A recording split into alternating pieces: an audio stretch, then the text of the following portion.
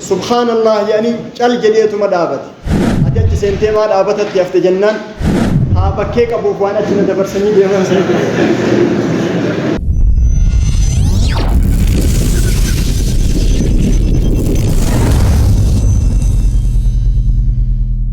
السلام عليكم ورحمة الله وبركاته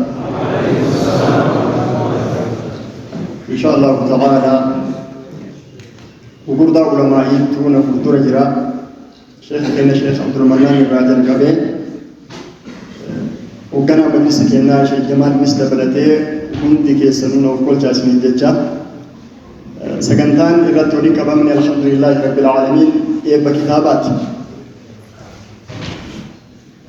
علماء ويتحاسين لا لسان لقوم إذا لم يكن لهم التاريخ ولا تاريخ لهم إذا لم يكن منهم أمني تبكو الرب كبن جدي الرب دبتوهم كبو يو سينان كباتين سينا لينك يجدي وان حاسيون كبو كيسان ينتهنجان سينا ليك وفيتي يو حاسي يو كاك وفيتي يو بوني نمني سينان سنبريد كتابني برباكي سنمان إسان رسولك ينالي عليه الصلاة والسلام كتابان إرقمن أنبيون كل ويت إرقمن نبييتو كي ربي كبولي إرقم جب وكامو نبيين كزرافي سيفين إرقم تقول جب أنبيان كل رسولتون شفت جرا كتابان إرقمن لأنه كتاب كانت متانا ما بنا كتاب كانت قلبينا ما اللي بنا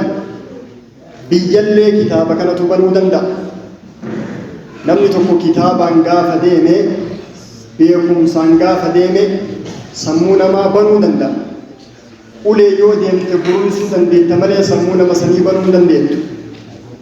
Barbaachisummaan kitaabaa hawaasa islaamaatii miti kaawwanuu hin barbaachisa. Rabbi subhaanahu wa ta'aala kitaaba hedduu buuse jedhan kitaaba 125 wal bu'an waan kitaabbiin sammara keessa jiru kitaaba afur keessa rabbi waliin qabee jiran tawraati injiilii zabuurii furqaan waan kitaaba afran san keessa jiru kitaaba tokko keessatti deebisee waliin qabee jedhan qur'aana keessatti tawraati injiiliin zabuuriin keessa waan jiru cufa isaa qur'aana keessa waliin qabee jiran qur'aanni juuza 30 suuraa 114 waan juuza 30 keessa jiru waan suuraa 114 kana keessa jiru سورة تككيست في تجي الرب سورة فاتحة كيست سورة فاتحة آية تربة وان سورة فاتحة آية تربة كيس جرسا آية تككيست تمر ربي إياك نعبد وإياك نستعين جتجد كنا تمر جان رسولتون اللي وني كتابا إرقمني إياك نعبد وإياك نستعين كجنوب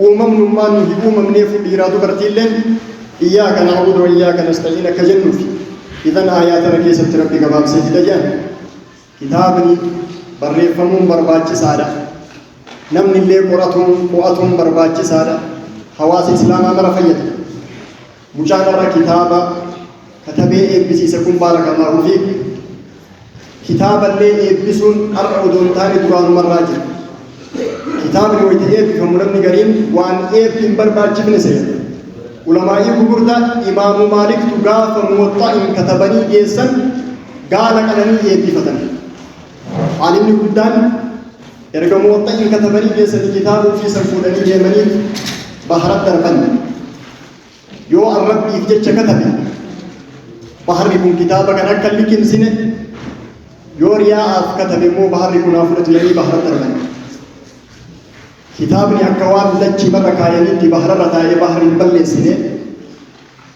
أجيبوا ربنا الراقي بل الحمد لله جانيت قاف موطئ سنجيسا علمائي ولك بني وامنيت إبليس فتن إذن نمني قاف كتابك تبيجن إبل لي ولد علمائي كانت توامي إرادو برتي من قد لي وامي إبليس فتن علمائي مدري الرانو به ججا برباچ سادة نمني كتابا لي إبلي سكنتا بولي إني برا مجانا را كتابك نكتبه سينا كتابك نكيسر جرو قفامتي سينا مجاكنا قفامتي تقفا كتابك نرى سينا مجا أرغن مقايسات الرأي قلي لما فا seenaan abbaa isaallee kitaaba kanarratti barreeffamee jira. Maqaa mucaa kanaa yoo dubbistan itti aanee maqaa abbaa isaatu jira. Gadaa ammaa kana keessatti namni hedduun namni baay'een seenaa abbaa isaa hin barreessu, seenaa abbaa isaa hin balleessa malee. Mucaan kun kitaaba kana wayita katabu kitaabicharra maqaa abbaa isaatu jira. Maqaan haadhaa, maqaan gosaa san qofaa miti, maqaa biyyaatiin. Namni kitaaba kana katabe dhalataa eessaati yoo jedhan, dhalataa Sagureeti yoo jedhan, seenaan biyya Saguree tanaallee irratti katabamee jira. Mucaan biyya tanaaf haa dhalatu malee faayidaan yookaan bu'aan kitaabichi buusu aalama dubbisuu danda'u maraati. Nullee yoo dandeenye kitaaba haa katabnu, yoo dadhabne ka katabame kana haa dubbisnu, yoo dadhabne nama dubbisuu binnee haa kenninu. Mucaan asitti dhalatee biyya kanatti haa katabu malee aalama mara fayyada.